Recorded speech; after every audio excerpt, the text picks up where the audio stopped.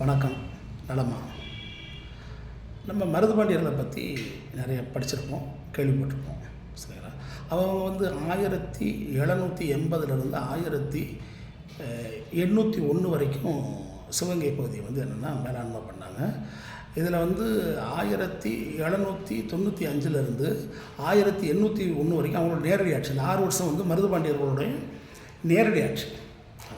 அந்த காலத்தில் பார்த்திங்கன்னா பாதுகாப்பே இருக்காதான். அதாவது காவலுக்கு ஆள் போட்டுக்க மாட்டாங்க.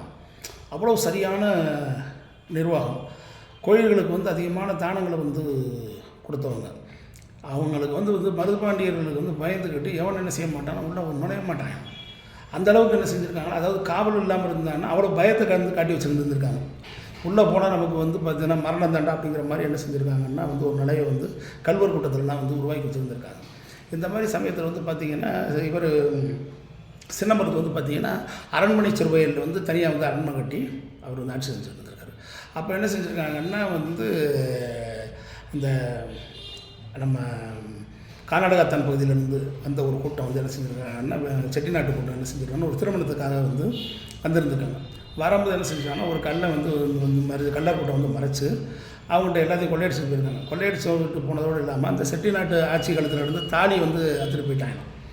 அத்துட்டு போனோடனே என்ன பண்ணாங்கன்னா அடுத்த நாள் காலையில் என்ன செஞ்சுருக்காங்க, அரண்மனை சிறுவையில் போய் சின்னமருதுவை பார்த்து அவங்க முறையிட்டிருக்காங்க. ஆட்சியில் எல்லாம் சரியாக நடக்குதுன்னு சொல்கிறாங்க.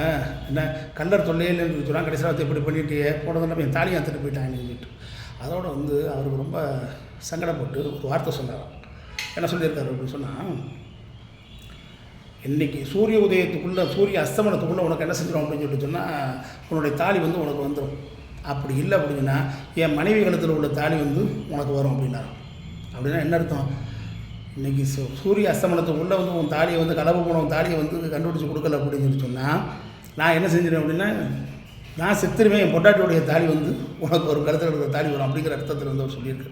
அதே மாதிரி அன்றைக்கி மாலைக்குள்ளே என்ன செஞ்சிட்டாங்கன்னா அந்த கல்வர்களை பிடிச்சி அந்த அம்மாவுடைய நகையெல்லாம் மீட்டு கொடுத்து அந்த அம்மாவுடைய தாலியை மீட்டு கொடுத்து அனுப்பிட்டு அந்த கல்லனுக்கு என்ன பண்ணிட்டாங்க, அவனுடைய வலது கையை என்ன பண்ணிட்டாங்கன்னா வெட்டிட்டாங்க. கையை வெட்டி தண்டனை கொடுத்தாங்க.